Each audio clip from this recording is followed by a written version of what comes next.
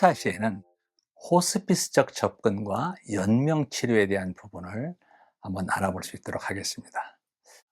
존엄하고 편안한 생애 말기 보장을 위한 제1차 호스피스 연명의료 종합계획을 발표를 했죠.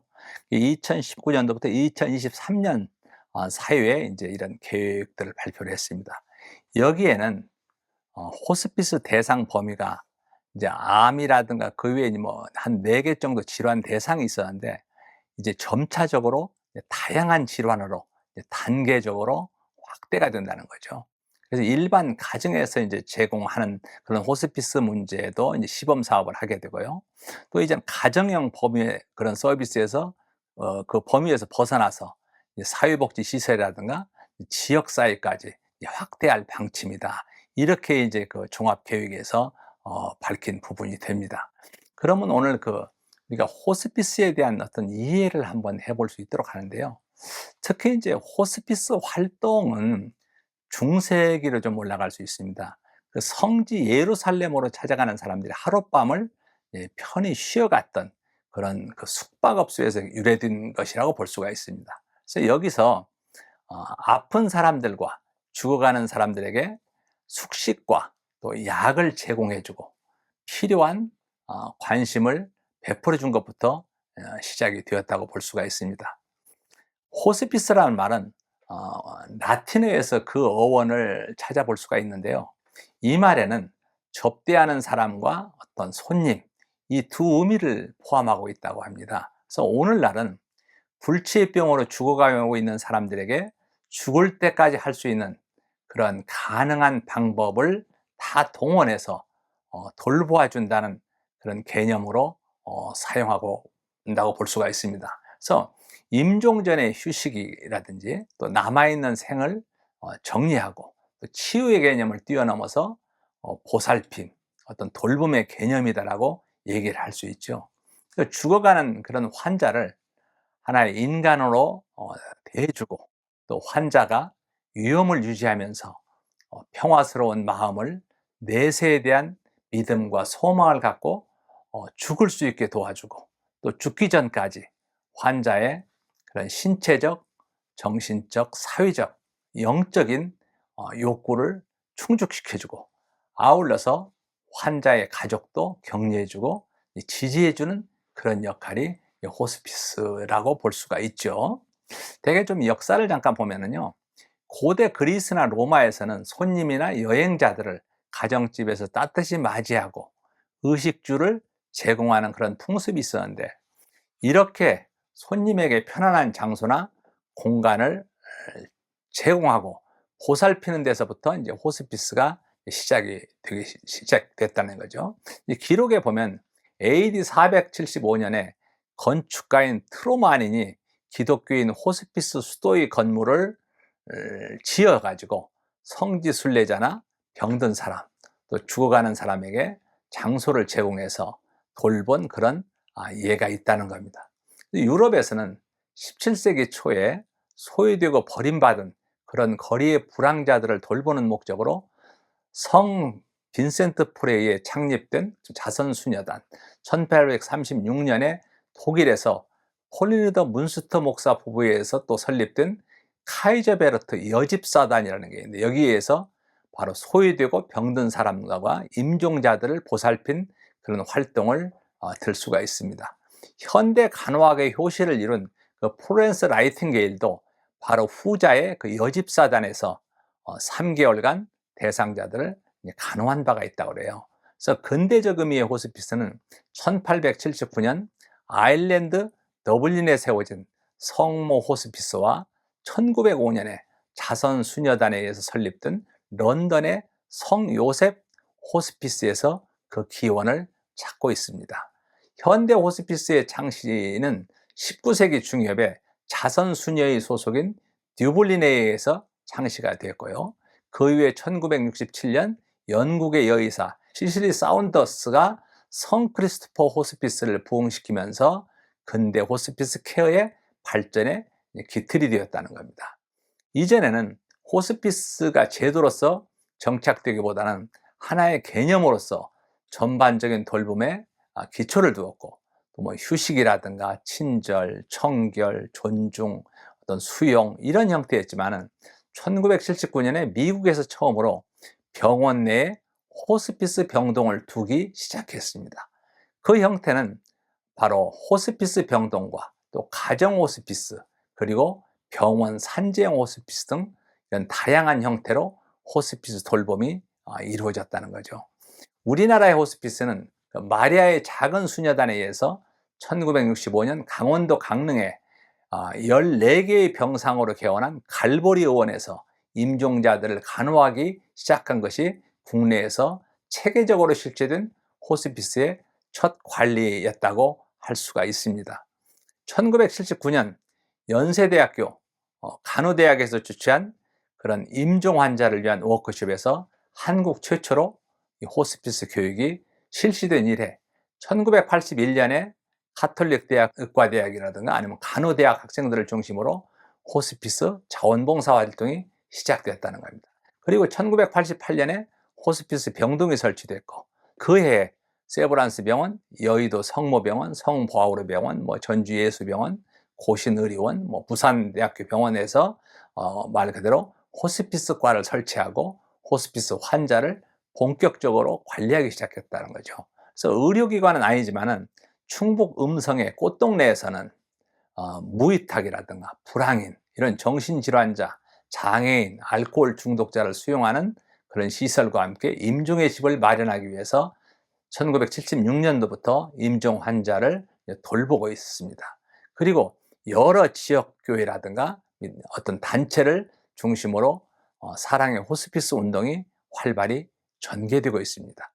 대개 이제 이런 의미를 한번 살펴보면 예를 들어서 몹시 비 내리는 날 우산 없이 혼자 초라한 모습으로 비를 흠뻑 맞으며 걸어가는 이에게 비를 우리가 오지 않게 할 수는 없지만은, 또 비를 대신 막아줄 수는 없지만은 얇은 우산을 같이 받쳐주며 가는 곳까지 따뜻한 그런 체온을 느끼며 외롭지 않게 걸어가 주는 것이다, 이렇게 얘기할 수가 있죠. 그래서 더 이상 같이 건널 수 없는 깊은 강을 강나루까지 손잡고 바라다 주며 잘 가라고 손을 흔들고 나중에 만날 것을 기약하는 그런 그 아쉬움이라고 그럴까? 그 아름다운 이별이다, 이렇게 볼 수가 있습니다. 그래서 이 호스피스란 인간 존중이라든가 인간의 이해, 또 인도주의의 입각에서 죽음이 예견되는 그런 환자와 그 가족의 삶의 질을 유지하고 마지막 순간을 평안하게 맞이하도록 환자와 가족의 그런 신체적, 정서적, 사회 경제적,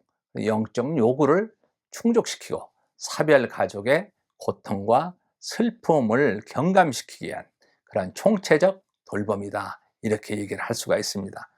호스피스의 궁극적인 목적은 죽음을 앞두고 있는 모든 이에게 죽음을 삶의 일부로 받아들이고 남은 기간을 의미 있게 보낼 수 있도록 돕고, 또 죽음을 평화롭게 맞이할 수 있도록 돕는 것이다 라고 얘기할 수 있습니다. 우리가 철학적인 면에서 한번 본다면 죽음을 하나의 지나가는 과정으로 받아들이고 현재의 순간을 사랑하는 것이다 라고 볼 수가 있습니다. 그래서 죽음을 앞둔 말기 환자들에게는 현재와 같이 죽음이 있고 죽음을 넘어선 내세가 있다는 거죠. 그러므로 현재 살고 있는 이 순간을 우리가 사랑하고 최선을 다해서 살아가야 되고, 또 삶 자체에 초점을 맞추어서 우리가 어떻게 마지막 순간을 잘 살아가느냐 하는 것이라는 거죠. 궁극적인 목적은 말 그대로 죽음을 앞두고 있는 모든 이에게 죽음을 삶의 일부로 받아들이고 남은 기간을 의미 있게 보낼 수 있도록 돕고 죽음을 평화롭게 맞이할 수 있도록 대상자를 이제 하나님 앞으로 이제 변화시키는 것이다, 이렇게 볼 수가 있습니다. 이러한 필요성을 한번 생각해 보면요, 근대 호스피스는 임종이 6개월 이내로 예견되는 그런 원래 말기암 환자를 중심으로 이제 발전이 되었죠. 그래서 암이라는 것은 매우 흔한 병으로 볼 수 있는데, 3사람 중에 1사람은 일생 동안에 암에 걸린다, 이렇게도 얘기를 합니다. 우리 주위에 흔히 볼 수 있는 병이죠. 그래서 암 질환은 우리나라에서도 사망 원인 중에 뇌출혈 사고사 다음으로 우리 주위에 흔한 병이라고 볼 수 있습니다. 적어도 인간이 죽는 경우에는 인간답게 그들 가족에 둘러싸여서 평화 속에서 즉 사랑 속에서 삶의 마지막을 마칠 수 있게 되기를 누구나 바랄 것입니다. 이러한 우리 인간의 소박한 바람을 호스피스가 해결해 줘야 되고, 또 실제로 해결해 주고 있기에 호스피스는 우리 인간에게 반드시 필요한 것이다, 이렇게 볼 수가 있죠. 특히 우리나라는 옛날부터 선종의 개념이 있고, 또 이것은 가족에게 둘러싸여서 가족적인 분위기 속에서 임종을 맞는 것을 말하는데, 이 호스피스는 바로 이러한 선종을 충족시켜 주는 것이다, 이렇게 얘기를 할 수 있죠. 현대 사회에서 호스피스가 필요한 그런 이유는 뭐냐면, 질병 구조의 변화라든가 의학 기술의 그 발달로 인한 그 말기 환자의 많이 증가가 되죠. 또 여성의 사회 진출이 활발해지는 등 말 그대로 생활 양식이 변화해서 말기 환자의 간병이 사회화될 그런 필요성이 증가하고, 또 말기 환자의 의학적 요구를 수용할 수 있고, 의료 자원의 낭비를 막을 수 있는 대안으로서의 완화 의료의 필요성이 증가되는 거죠. 죽음은 누구에게나 예외 없이 다가온다는 거. 죽음은 언제 올지 예측할 수 없다는 거죠. 죽음은 누구도 경험할 수 없는 대상이고, 죽음은 누구도 대신할 수 없는 엄숙한 행의 사건이라고 볼 수가 있죠. 그래서 이런 그 나름대로 호스피스 프로그램에 대한 어떤 목적을 보면요, 특히 남은 여생이 6개월 미만인 그런 환자를 호스피스 프로그램에 수용을 하고 있습니다. 그래서 케어의 단위로 환자와 그 가족에게 초점을 맞추기 위한 부분이고요. 또 환자의 생명을 연장시키거나 치유하는 대신 증상을 조절함으로써 삶의 질에 초점을 맞추기 위한 부분입니다. 그리고 다양한 전문 자원 간의 상호팀 접근으로 서로 협력하여서 최고의 서비스를 제공하기 위한 부분이 되고요. 또 관계되는 전문 의료인이라든가 자원봉사자를 위한 의사소통과 지지체계를 제공하기 위한 거고요. 또 임종 과정 동안 슬픔에 대한 상담을 제공하고 가족 구성원에게 추후 사별 상담을 제공하기 위한 거고요. 그다음에 말기 환자 돌봄에 관심 있는 전문가, 즉 학생이라든가 종교인, 자원봉사자에게 교육을 제공하기 위한 거고, 또 말기 환자의 분야에 관한 연구 및 기여를 하는 거고, 말기 환자와 그 가족에 대한 어떤 선교적 사명을 완수한다, 이렇게 볼 수가 있죠. 대개 이제 영역을 보면 이 시설 호스피스라는 게 우리는 없지만 이런 부분인데, 이 유형은 호스피스만을 독립적으로 운영하는 형태를 의미하고, 이 경우 누구든지 환자를 의료할 수 있고, 또 자원봉사자 교육을 어느 기관에서 받았는지에 관계없이 봉사자로 참여할 수 있고, 환자의 기존 주치의가 호스피스 가입 후에도 그대로 주치의로 연결될 수 있는 그런 장점을 가지고 있다고 볼 수가 있습니다. 또 가정적인 분위기를 가진 독립 건물을 가지고 호스피스 활동을 하죠. 이게 이제 독립형 호스피스다, 이렇게 얘기할 수 있습니다. 병원 호스피스는 병원 내 일부 병동이라든가 병실을 이용해서 호스피스 활동을 하는 유형으로 의료 시스템이나 의료 인력을 활용할 수 있는 그런 장점이 있지만, 타 직원이나 사람들이 어떤 죽음의 장소로도 볼 수 있는 좀 부정적인 그런 측면도 또 볼 수가 있죠. 그래서 병원 부속형이라든가 병원 산재형 호스피스가 있습니다. 또 가정 호스피스, 호스피스 요원이 환자의 각 가정을 방문해서 돌보는 형태로 전 세계적으로 가장 널리 이용되고 있는 보편적인 그런 유형이라고 할 수 있습니다. 소요 경비가 적게 들고 환자로서 자신의 집이라는 그런 편안한 환경에 있을 수 있는 그런 장점이 있는 반면에, 가족의 휴식을 위해서 일시적인 입원을 허용하고 하루 24시간 언제라도 아무 때나 호스피스 요원과 연락이 가능하도록 함으로써 보완이 가능하다고 할 수 있죠. 우리나라도 이제 찾아가는 호스피스 제도를 현재 시범 운영하고 있습니다. 주간 호스피스, 그러니까 낮 동안에 한 장소에서 프로그램을 진행하고 저녁은 병원이나 가정으로 돌아간다는 거죠. 여기에 이제 기본 원칙은 바로 임종은 삶의 정상적인 부분이다. 그리고 통증 조절, 즉 완화, 이게 바로 치료의 목적이다 할 수가 있고요. 치료의 범위는 환자와 사별로 인한 남은 가족의 지지까지도 포함을 해야 된다는 거죠. 또 자원봉사자들을 포함한 상호 훈련된 팀이 필요한 치료의 모든 부분을 잘 도울 수 있도록 해가요. 또 타인을 헌신적으로 보살펴 주려는 목적으로 모인 사람들의 집단이고, 이것은 죽어가는 환자와 그 가족들의 신체적, 정서적, 그리고 영적 안녕과 복지를 증진시킨다는 거죠. 그리고 인종이라든가 국적, 종교, 경제적 지위 등의 차별을 두지 말고 누구에게나 베풀어져야 된다는 겁니다. 그래서 호스피스 대상자는 예를 들어 암으로 진단받은 수술이나 항암요법 등 그런 의학적 치료를 시행하였으나 더 이상의 치료 효과를 기대하기 어려운 경우라든가, 의사로부터 6개월 내지 1년 정도 살 수 있다는 진단을 받은 자, 또 의사의 동의나 의뢰가 있는 경우, 또 환자나 가족이 증상 완화를 위한 비처리적인 간호를 받기로 결정한 경우, 또 가족이나 친지가 별로 없어 호스피스에 도움이 필요하다고 선정되는 경우, 또 의식이 분명하고 의사소통이 가능한 자, 이렇게 볼 수가 있죠. 그래서 이 호스피스 활동은 다른 건강 체계와는 달리 호스피스 팀을 통해서 대상자를 돌보는 것이 특징이다, 이렇게 볼 수 있죠. 특히 이제 전인을 목표로 전문직과 비전문직 요원이 협동해서 임종 환자를 돌보는 것을 목적으로 하고 있습니다. 그래서 최근 몇 년 동안 건강 전달 체계라든가 의료 지식은 전인 간호 준비를 위해 필요한 기반이 됐고, 그것은 양이나 복잡성에도 많이 증가가 됐습니다. 그 결과 새로운 전문직 그룹이 환자와 그 가족의 다양한 요구를 충족시키기 위해 발전되었습니다. 이 전문직 그룹은 포괄적인 건강 관리를 위해서 함께 활동하기 시작했고, 학제적 팀의 개념으로 혹은 전문직 팀의 의미로 발달이 되었습니다. 그래서 이 두카니스와 골린이라는 사람이 정의를 보면, 학제적인 팀은 기능적 단위로서 간호를 제공하면서 서로의 그 활동을 조정하는 다양하게 교육된 개인으로 구성된다, 이렇게 얘기를 하고 있습니다.